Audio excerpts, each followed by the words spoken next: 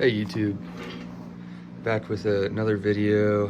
Gonna try to diagnose some problems in this Trimble battery charger. If you don't know what Trimble is, they do a lot of survey equipment and stuff of that nature. With that being said, this plastic hunk right here costs about $800 and it's currently not charging batteries. So we're gonna do a little troubleshooting and hopefully some diagnosis to fix it. So let me get it cracked open and we'll look at it a little bit. Okay, so here's a little look at it opened up. Relatively simple to open, just 5 screws. One hidden behind the sticker on the back. But really nothing special here. I don't know if this is a proprietary board, but I couldn't find a ton of information about this part number or board number online, other than some other people who have tried to troubleshoot this board.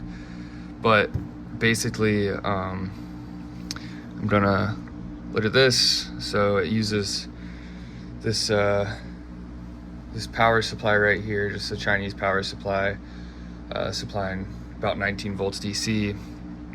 So right at our input, we have 19, and then right after this fuse right here, the fuse is blown. So I'm sure as many know, that's just a symptom of the problem. So we're gonna try to do a little bit of testing, and I will go over what the test plan is. All right, so here's my setup, y'all. Obviously, I am using a thermal camera. You don't necessarily need one of these, I'll explain that. But I'm bypassing the fuse, and I'm using my bench supply. This is just a cheap bench supply. If you have a nice one, that's just fine too. You also don't need a bench supply either. You can use your power supply, but you need to make sure that you set up a current limiter if you're going to use the actual power supply for the unit itself.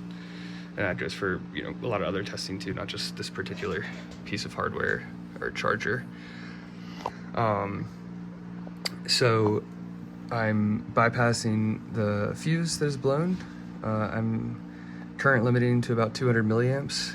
And as you can see, I already did this off camera, so I know where it is. And if you are using a thermal camera, it's nice to be able to manually set the scale on here for the temperature, because it can get a little wonky sometimes, at least in my opinion. Additionally, I have this slanted backwards. As you can see, if I put my hand above it, the shiny surfaces reflect my body heat. So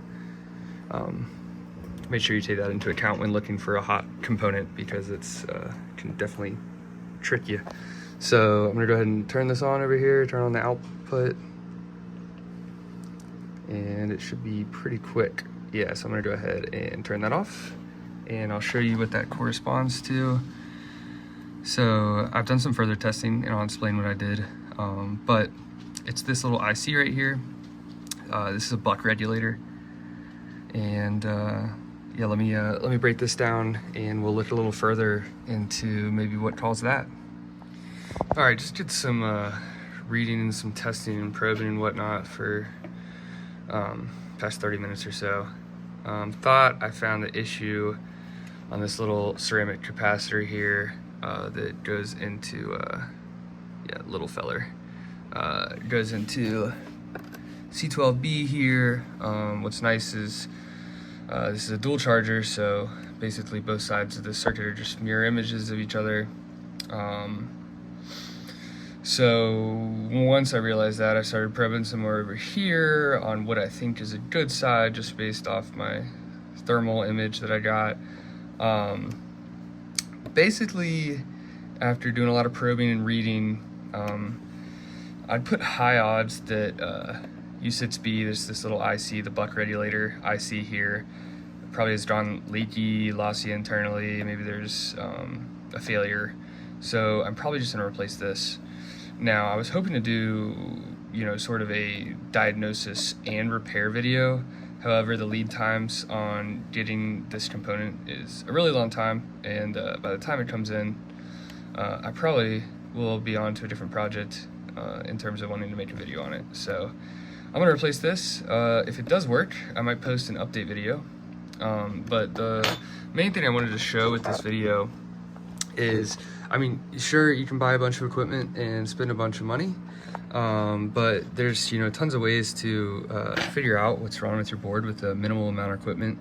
I mean, for a lot of you know, testing and prepping I did, I might have been using this nice meter here, but you could achieve the same thing with a cheap meter, and as long as it, you know, can do some resistance and maybe some diode testing and whatnot.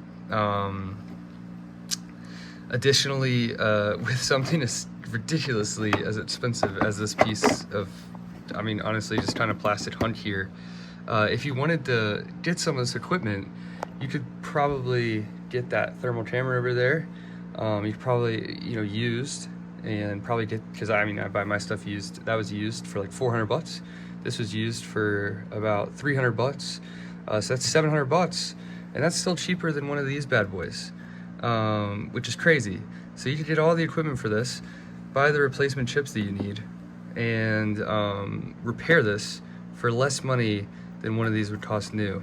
And then you would have the equipment to do some repairs in the future, or at least hopefully, you know, diagnose and do some repairs in the future. Anyways, with that being said, I hope you enjoyed. If you have any ideas, you know, on this topic in particular, or other topics, please let me know. I certainly like to mess around with this kind of stuff, and would like to talk to the community a little bit. So yeah, thanks for watching, and have a nice day.